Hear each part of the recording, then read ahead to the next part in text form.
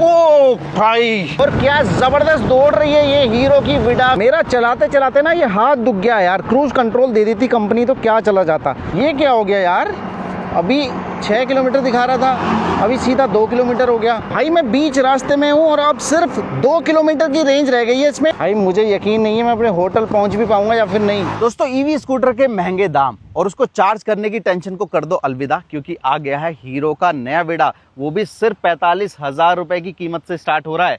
दोस्तों हीरो ने अपनी विडा सीरीज में एक नया मॉडल लॉन्च किया है, नाम है VX2 और इसमें 2 वेरिएंट लाए गए हैं, VX2 प्लस एंड VX2 गो। आज हम इस स्कूटर को चलाकर देखेंगे और अपने राइड रिव्यू में बताएंगे कि क्या एक फैमिली के लिए ये स्कूटर परफेक्ट रह सकता है या फिर नहीं। तो सबसे पहले आपको इसकी प्राइसिंग समझाते हैं। आप इस स्कूटर को बैटरी के साथ भी ले सकते हैं और विदाउट बैटरी भी ले सकते हैं। तो जो प्लस मॉडल है जो कि महंगा वाला है, उसका दाम बैटरी के साथ रहने वाला है करीब 1 लाख रुपए। और अगर आप उसको विदाउट बैटरी खरीदते हैं यानी बास मॉडल जिसे बोलते हैं बैटरी एज ए सर्विस, उसमें ये स्कूटर प्लस वाला आपको पड़ेगा करीब 58,000 रुपए का। वहीं जो गो मॉडल है उसको विद बैटरी आप खरीद सकते हैं 85,000 रुपए में और विदाउट बैटरी आप खरीद सकते हैं सिर्फ 45,000 रुपए में। लेकिन ये जो प्राइसिंग मैंने बताई है ये इंट्रोडक्टरी प्राइस है, यानी कुछ समय बाद इस प्राइस को बढ़ाया जा सकता है। बास यानी बैटरी एज ए सर्विस का सीधा मतलब है कि बैटरी सब्सक्रिप्शन पे रहेगी और आपको पर किलोमीटर का चार्ज देना होगा। अलग अलग प्लान्स रखे गए हैं, जैसे कि जो सबसे सस्ता प्लान है वो करीब 750 से 800 किलोमीटर मिनिमम का रखा गया है और यहाँ पर किलोमीटर चार्ज लिया जाएगा ₹1.41। यानी अगर आप इसको कैलकुलेट करेंगे तो करीब 1100 रुपए का आपका सबसे सस्ता प्लान रहने वाला है। वहीं जो सबसे महंगा प्लान है वो मिनिमम 2400 किलोमीटर का है और वहां पर किलोमीटर चार्ज घटकर रह जाएगा 90 पैसे पर किलोमीटर।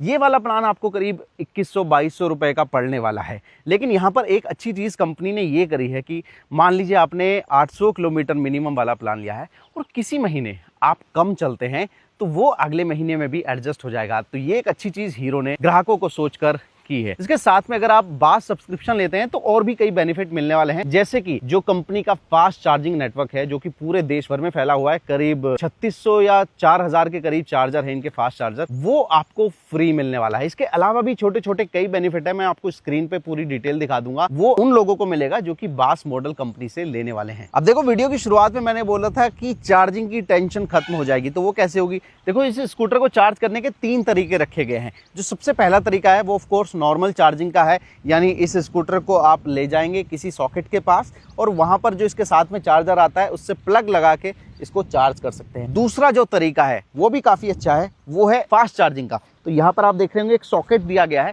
उस सॉकेट में आप इसके फास्ट चार्जर को लगाएंगे और इसको चार्ज कर सकते हैं, जिससे ये करीब 1-1.25 घंटे में फुल चार्ज हो जाने वाला है। वहीं जो नॉर्मल चार्जर है उससे करीब 6 घंटे लगने वाले हैं। लेकिन जो तीसरा तरीका है वो सबसे बेहतरीन है और सबसे ज्यादा यूजफुल है। हर किसी की पार्किंग में ना चार्जिंग सॉकेट नहीं होता है। उस केस में आपको क्या करना है, इसकी सीट को ओपन करना है और सीट ओपन करने के बाद इसकी जो बैटरी है वो रिमूव हो सकती है। और रिमूव तो कई स्कूटर की बैटरी होती है, लेकिन इस बैटरी की खास बात यह है कि उसको आप घर ले जाके या कहीं भी जहां पर प्लग है वहां पर अपना नॉर्मल चार्जर लगाइए जो स्कूटर के साथ आएगा और उसी से इसकी बैटरी को आप डायरेक्टली चार्ज कर सकते हैं। तो ये एक बेहतरीन चीज है। और दूसरी बेहतरीन चीज, अगर आपके पास 2 बैटरी वाला मॉडल है जैसे कि प्लस वाला आता है, वहां पर आप एक बैटरी चार्ज कीजिए, दूसरी को यूज कीजिए, ये भी पॉसिबल है। अब देखो लुक वाइज जो दोनों मॉडल हैं प्लस एंड गो वो सिमिलर रहने वाले हैं। जो मेन डिफरेंस है वो रहने वाला है बैटरी का।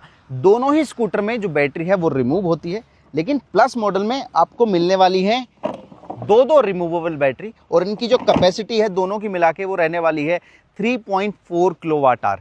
और ये जो बैटरी है कुल मिला के रेंज आपको जो ऑफर करेंगी, जो क्लेम रेंज है वो है 142 किलोमीटर। रियल वर्ल्ड में कितनी मिलेगी वो हम आज चेक करने वाले हैं। साथ ही जो गो मॉडल है उसमें सिंगल बैटरी पैक मिलेगा जो कि 2.2 किलोवाट आवर का रहने वाला है और उसकी जो क्लेम रेंज रहने वाली है वो 92 किलोमीटर की रहने वाली है। दोनों मॉडल की परफॉर्मेंस में भी थोड़ा सा डिफरेंस नजर आएगा। जो डिफरेंस है वो पूरी लिस्ट में आपको स्क्रीन पे दिखा देता हूं। अब लुक की बात आई है तो बता देते हैं कि क्या क्या दिया गया है। आपको 7 कलर ऑप्शन मिलने वाले हैं। फ्रंट में अगर हम बात करें तो सबसे पहले ये आप देखेंगे इंटीग्रेटेड इंडिकेटर्स दिए गए हैं। ये आपको प्रोजेक्टर में हेडलैम्प मिलने वाले हैं और DRLs भी दी गई हैं, बहुत ही खूबसूरत नजर आती हैं। और इसका जो डिजाइन है इसको कंपनी कहती है वी केयर डिजाइन, जिसमें 2 हाथ आपको ऐसे आते नजर आ रहे होंगे। टेल लैंप का जो डिजाइन है वो भी कुछ सिमिलर ही रखा गया है। फ्रंट में यहाँ पर 12 इंच का व्हील साइज मिलने वाला है, दोनों जो व्हील हैं आगे पीछे। और क्योंकि ये प्लस मॉडल है इसमें आगे डिस्क मिलेगा, पीछे ड्रम, गो मॉडल में आपको सिर्फ ड्रम ब्रेक मिलने वाले हैं। सीट जो है वो काफी लंबी चौड़ी है, 850 mm की सीट है और फैमिली आराम से आ जाएगी, इतनी चौड़ी ये सीट रखी गई है और सपोर्ट के लिए ये बैक रेस्ट भी मिलने वाला है। साथ ही अब बात कर लेते हैं इसकी स्टोरेज वगैरह की। टेस्टिंग के लिए हेलमेट भी है, खोलने के लिए आप चाबी से खोल सकते हैं। प्लस मॉडल में जिसमें 2 बैटरी रखी जाती है उसमें आपको 27 लीटर का स्टोरेज मिलने वाला है। यहाँ पर बैटरी आ गई, यहाँ पर आप सामान रख सकते हैं। और जो गो मॉडल है उसमें इससे बड़ा बूट स्पेस मिलेगा जो कि 33 लीटर का रहने वाला है। अब इसमें चेक करते हैं कि हमारा हेलमेट आ जाएगा क्या। ये हेलमेट रख दिया, ये जो मेरी पानी वगैरह की बोतल है उसको यहाँ पर रख देता हूँ और लेट्स सी क्या ये बंद हो जाएगा। तो आप देख रहे हो फुल फेस हेलमेट पूरी तरह से इस सीट में आ गया है। तो अंडर सीट स्टोरेज के अलावा आपको आगे भी स्टोरेज मिलने वाली है। ये फ्रंट दिया गया है 5 लीटर का, जिसमें आप यहाँ पर काफी सारा सामान रख सकते हैं। मोबाइल के लिए अलग से जगह दी गई है और एक 10 वोल्ट का USB चार्जिंग पोर्ट भी मिल जाने वाला है। साथ ही एक हुक दिया गया है जिसमें 3 किलोग्राम तक का सामान आप रख सकते हैं। आपके पाँव में कितनी जगह है वो भी मैं दिखाना चाहूंगा। यहाँ पर आप देखेंगे फुटबोर्ड एरिया में इतनी जगह है कि आप एक 20 लीटर की जो पानी की बोतल आती है ना वो कैरी आप कर सकते हो। हालांकि सिलेंडर आएगा नहीं आएगा वो थोड़ा सा डाउटफुल रहने वाला है। अब बात करते हैं भाई इस स्कूटर की सीट हाइट कितनी है, यानी अगर कोई फीमेल वगैरह चलाए नॉर्मल हाइट का चलाए तो उसको कैसा फील होगा। तो देखो सीट हाइट की मैं बात करूँ तो 777 mm इसकी सीट हाइट रहने वाली है, यानी औसत हाइट के लोग आराम से अपने पाँव टिका सकते हैं। दूसरी चीज होती है वेट। 115 किलोग्राम वेट है इस प्लस मॉडल का, जिसमें 2 बैटरी होती है और एक बैटरी करीब 9 से 10 किलोग्राम की रहने वाली है। यानी महिलाएं हो, पुरुष हो, बच्चे हो जो कि 18 साल से ऊपर के ऑब्वियसली, उनको कोई परेशानी नहीं होने वाली। हल्का फुल्का ये स्कूटर रहने वाला है। राइड शुरू करने की बात आई है तो सबसे पहले इसको हम यहीं पे टेस्ट करते हैं। इसमें 18% ग्रेडेबिलिटी मिलने वाली है, यानी चढ़ाई कैसी करता है वो हम अभी चेक करेंगे। इसके लिए पहले हेलमेट लगा लेता हूँ।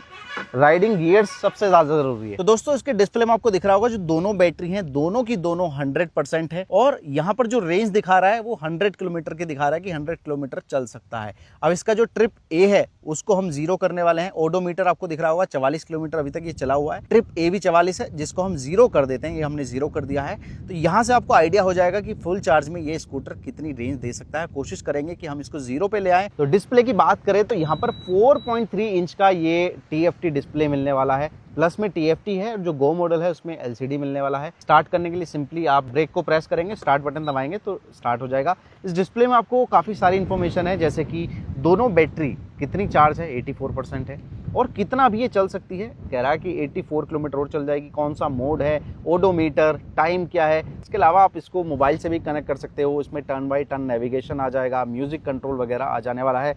यहाँ पर एक जॉयस्टिक दी गई है, आप देख रहे होंगे। इसी से हम जो है इस डिस्प्ले के बहुत सारे फीचर्स को कंट्रोल कर सकते हैं। आपको एक मोबाइल ऐप का भी सपोर्ट मिलता है। ये माई विडा ऐप है जिसमें आपको बहुत सारी जानकारी मिलेगी। जैसे कि सबसे पहले आप ये देख रहे होंगे, ये चार्जर पे मैं यहाँ पर देख सकता हूँ कि आसपास में कौन से फास्ट चार्जर अवेलेबल हैं, बैटरी कितनी है। यहाँ पर अलग अलग फीचर दिए गए हैं। रिमोट इमोबिलाइजेशन, ये बहुत ही बेहतरीन फीचर है। तो अगर मैं इस फीचर को यूज़ करता हूँ तो यहाँ पर आप देखेंगे जैसे ही मैं इमोबिलाइज करता हूँ यहाँ पर एक लाइट जलने लगी है और यहाँ पर दिखा रहा है प्लीज़ रीस्टार्ट द व्हीकल, यानी अब ये सेफ मोड में चला गया है।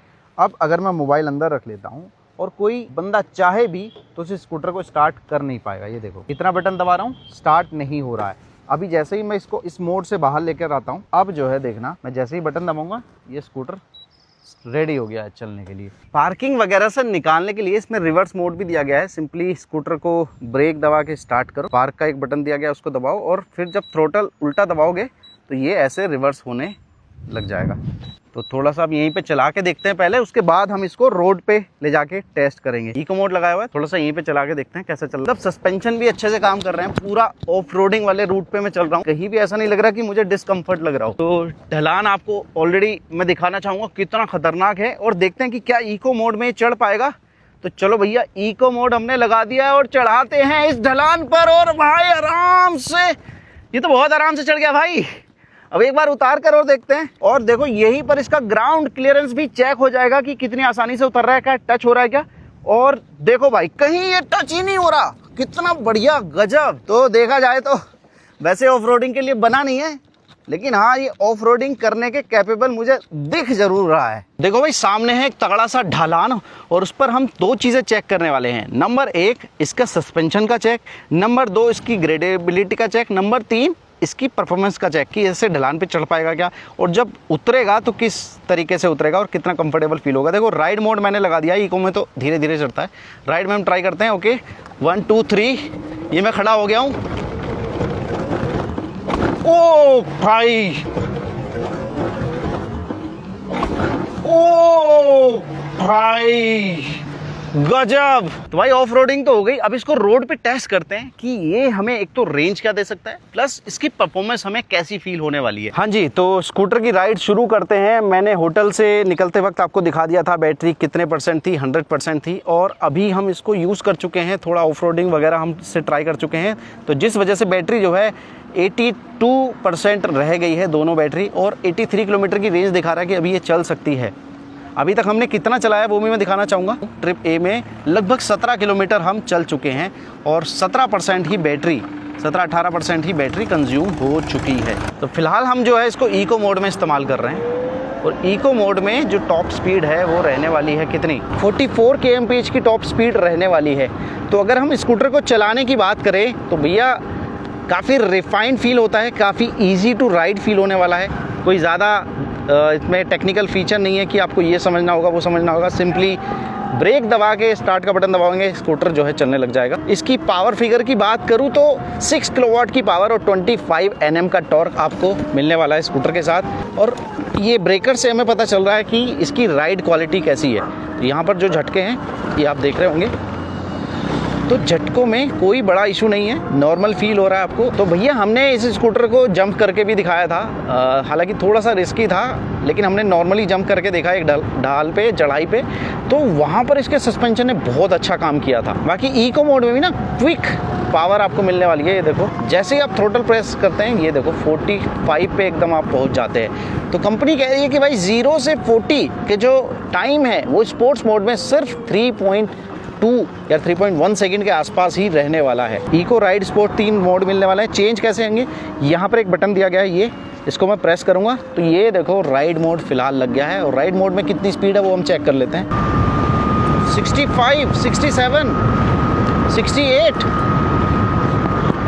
वाह। और ब्रेकिंग चेक करते हैं, वाह भाई वाह वाह। तो ये हमने लगाया इसका स्पोर्ट्स मोड, कलर भी चेंज हो गया। और अब हम देखते हैं इसकी टॉप स्पीड कितनी है। 80 की स्पीड पे फिलहाल मैं इसको दौड़ा रहा हूँ, 81 की स्पीड पे चल रही है भाई, और क्या ज़बरदस्त दौड़ रही है ये हीरो की विडा VX2। और जैसे ही आप थ्रोटल छोड़ देते हैं, यहाँ पर एक ग्रीन कलर का साइन बन के आ जाता है जो कि बता रहा है भैया रीजन मोड इसका एक्टिवेट हो गया है।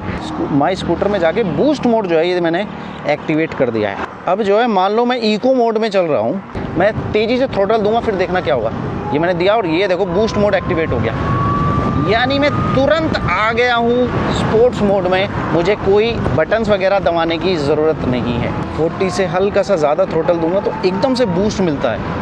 तो थोड़ा सा मुझे लगता है आपको यूज़ टू होने में परेशानी होगी, एकदम से झटका लगेगा तो आपको समझने में टाइम लग सकता है। तो देखो एक डिस्प्ले के बारे में बताता हूँ। ये डिस्प्ले जो है टच डिस्प्ले तो नहीं है, तो हो सकता है कुछ लोगों को लगे यार बड़ा फैंसी फीचर था, दिया नहीं है, तो उसमें कोई डाउट वाली बात नहीं है। ये डिस्प्ले मुझे ज़्यादा पसंद है जो कि जॉयस्टिक से यहाँ से कंट्रोल किया जा सकता है। और इसके अगर मैं कलर्स वगैरह देखूँ, रीडिंग की कैपेबिलिटी देखूँ, तो आउटडोर कंडीशन में भी मैं ईजिली देख पा रहा हूँ कुछ ऐसे कलर्स कंपनी ने इस्तेमाल करे हैं। आप देख रहे होंगे 21 किलोमीटर मैं चल चुका हूँ अब तक, और बैटरी जो है 77% रह गई है। सस्पेंशन तो अच्छा काम कर ही रहा है, साथ ही सीटों में भी अच्छा कुशन मिलने वाला है, और ना चलाने में बड़ा हल्का सा स्कूटर, चाहे मेल चलाए चाहे फीमेल चलाए चाहे कोई बच्चा चलाए। अब भाई देखो हम चढ़ने वाले हैं हाईवे पे, तो हाईवे पे भी इसकी परफॉर्मेंस को चेक कर लिया जाए कैसी रहने वाली है।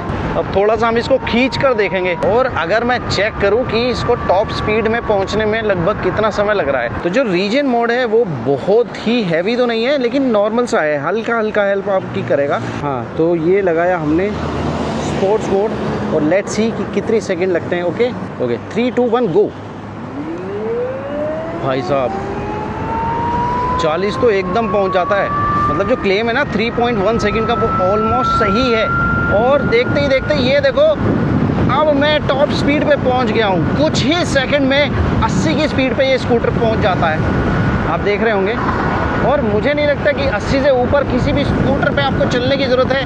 देख रहे हो सारे ट्रैफिक को मैं पीछे छोड़ता जा रहा हूँ, जैसे कि ये व्हीकल जा रहा है, ये देखो पीछे छोड़ दिया। तो भाई ये जो स्पीड है ये डिसेंट रहने वाली है, आपको भले ही हाईवे पे ओकेजनली जाना हो वहाँ पर भी ये काम कर जाएगा। तो भाई देखो बेंगलुरु में ऐसी जगह भी है, ये कोई नाला सा बन रहा है उसमें ऐसे पार करना पड़ेगा भाई। चलो हो तो गया आराम से। तो आज तो बेंगलुरु में ऐसी ऐसी जगह दिखा दी इस स्कूटर ने जो मैंने पहले कभी नहीं देखी थी। तो देख लो भाई डिस्प्ले में पूरे 50 किलोमीटर पूरे हो चुके हैं, 50 किलोमीटर पूरे हो गए हैं और 46% बैटरी बची हुई है और मैं लगातार जो है राइड मोड में चल रहा हूँ। अब देखो 65 किलोमीटर में चल चुका हूँ और अगर मैं कंफर्ट और थकान वगैरह की बात करूँ ना तो बैठने के हिसाब से तो कोई बड़ी थकान मुझे ऐसा नहीं लग रहा कि मैं थक गया हूँ। हालांकि लेग्स को थोड़ा सा मन कर रहा है कि आराम कर लूँ, हो सकता है ये जो मैंने पहने हुए ना नी गार्ड इनकी वजह से। लेकिन एक चीज़ ज़रूर है यार, मेरा चलाते चलाते ना ये हाथ दुख गया है यार। क्रूज़ कंट्रोल दे दी थी कंपनी तो क्या चला जाता। तो ये एक कमी ज़रूर मुझे नज़र आई है। 2 घंटे से ज़्यादा हो गए हैं और 82 किलोमीटर से ज़्यादा चल चुका हूँ और यहाँ पर बैटरी 9% हो गई है, लेकिन अभी भी इसकी परफॉर्मेंस में कोई अंतर नहीं आया है। मैं आराम से इसकी 60 की स्पीड पे जा पा रहा हूँ। 7% बैटरी होते ही मोड चेंज हो गया है राइड से ऑटोमेटिकली, 7% बैटरी होते ही मोड चेंज। अब ये स्कूटर जो है 45 की स्पीड से ऊपर नहीं जा सकता। देखो मैं चाहे कितना भी थ्रोटल लगा लूँ इसमें, देखो 86 किलोमीटर चला था मैं जब इसकी 7% बैटरी हुई थी और तब से मैं 3 किलोमीटर और चल चुका हूँ, लेकिन ना तो बैटरी घट रही है और ना ही इसके किलोमीटर घट रहे हैं कि 7 किलोमीटर और चल सकती है। यानी इस इको मोड में आपको ज़बरदस्त रेंज मिलने वाली है भाई। ऐसा नहीं है कि 1% बैटरी में 1% ही कम होगा। भाई ये तो धोखा दे रहा है। अभी इसमें 6 किलोमीटर की रेंज दिखा रहा था और 5% बैटरी दिखा रहा था और जैसे ही बैटरी 4% हुई दिखा रहा है सिर्फ 2 किलोमीटर चलेगा और अब इसका टर्टल मोड एक्टिवेट हो गया, सिर्फ 20 की स्पीड से चल सकता है। ये क्या हो गया यार, अभी 6 किलोमीटर दिखा रहा था अभी सीधा 2 किलोमीटर हो गया। यहाँ पे थोड़ा सा गड़बड़ किया है इसने। भाई मैं बीच रास्ते में हूँ और अब सिर्फ 2 किलोमीटर की रेंज रह गई है इसमें और अब ये सिर्फ 20 किलोमीटर से ऊपर नहीं जा सकता, ना कोई मोड इसका चेंज हो सकता है। 20 की स्पीड से ऊपर जा ही नहीं पाएगा ये। देखो इसके चारों इंडिकेटर भी जल गए हैं ताकि पीछे वालों को पता रहे कि भैया कुछ गड़बड़ है स्कूटर में। भाई मुझे यकीन नहीं है मैं अपने होटल पहुँच भी पाऊंगा या फिर नहीं। और देखो स्क्रीन पे लिखा गया लो बैटरी प्लीज चार्ज। दोस्तों अब आप देख रहे होंगे ये स्कूटर पूरी तरह से रुक गया है, चारों इंडिकेटर जल गए हैं और 0% बैटरी हो गई है, दोनों ही बैटरी, और दिखा रहा है कि 0 किलोमीटर ही चल सकता है, यानी एक कदम भी अब आगे नहीं बढ़ने वाला ये। और अब मैं आपको ट्रिप पे दिखाऊंगा तो 93 किलोमीटर चले हैं, यानी 100 से 0 करने का जो टेस्ट है वो हमारा अब यहाँ पर खत्म होता है और ये रहा पूरा रिजल्ट। तो दोस्तों हमारा रेंज टेस्ट प्लस रिव्यू पूरा हो गया है और जैसा कि हमने दिखाया कि ये जो स्कूटर है फुल चार्ज में चला है 93 किलोमीटर, वो भी तब जब हमने इसको ज़्यादातर राइड मोड में इस्तेमाल करा है, थोड़ा स्पोर्ट्स मोड भी चलाया है, थोड़ा इको मोड भी चलाया है। तो जैसे कि एक जनरल यूज़र इसको यूज़ करेगा उस कंडीशन में हमने यूज़ किया तो 93 किलोमीटर की फुल चार्ज में रेंज मिली है। लेकिन अगर आपको और भी ज़्यादा रेंज चाहिए और आप इसको सिर्फ इको मोड में इस्तेमाल करते हैं तो मैं मान के चल रहा हूँ कि कम से कम 105 से 110 किलोमीटर की रेंज आपको रियल वर्ल्ड में मिल जाने वाली है, जो कि क्लेम से थोड़ा सा ही कम है। क्लेम रेंज 142 किलोमीटर है। एक दो कमियां भी मुझे नजर आई जो कि बहुत छोटी हैं। जब ये 5% बैटरी से 4% पे आया तो रेंज में मैंने एक बड़ा ड्रॉप देखा, सीधा 7 किलोमीटर से रेंज 2 किलोमीटर पे आ गई। तो वो एक ड्रास्टिक चेंज था, तो वो मुझे लगता है शायद अपडेट वगैरह से वो ठीक हो जाए। दूसरा एक जो प्रॉब्लम मुझे नज़र आई, जब आप थोड़ा लंबा इसको चलाएंगे तो आपको क्रूज़ कंट्रोल की कमी इसमें लगने वाली है। तो ये दो छोटी चीज़ें हैं जो कि इम्प्रूव की जा सकती हैं। अदरवाइज स्कूटर की परफॉर्मेंस की बात करें, बिल्ड क्वालिटी की बात करें, सस्पेंशन की बात करें, राइड क्वालिटी की बात करें, उन सारी ही चीज़ों में ये मुझे खरा उतरता दिखा है। सारे फीचर्स भी जो हैं वो काफ़ी अच्छे इसमें मिले हैं और जितनी भी चीज़ें कंपनी ने क्लेम की हैं वो ऑलमोस्ट सही साबित हुई हैं, चाहे वो टॉप स्पीड की बात हो या फिर इसकी 0 से 40 पहुंचने की जो सेकंड है उनकी बात करें। तो हर मामले में ये स्कूटर मुझे अच्छा नज़र आया है। एक फैमिली के लिए साइज़ भी अच्छा है, इसका वेट भी अच्छा है और बैटरी को जो चार्ज करने के तरीके हैं वो तो सबसे बेहतरीन है। तो ये था हमारा राइड रिव्यू। अगर आपको कोई सवाल है हीरो विडा V2X के बारे में कमेंट में पूछ लेना। बाकी हमारे इंस्टाग्राम पे जाके आप रील भी चेकआउट करना, उन पे काफ़ी अच्छे व्यूज़ आते हैं, काफ़ी लोग कमेंट करते हैं। तो अगर यूट्यूब पे आप वीडियो देख रहे हैं तो एक बार हमारा इंस्टाग्राम भी तो चेक कर लो। मिलते हैं नए वीडियो में नई सवारी के साथ, तब तक के लिए बाय बाय।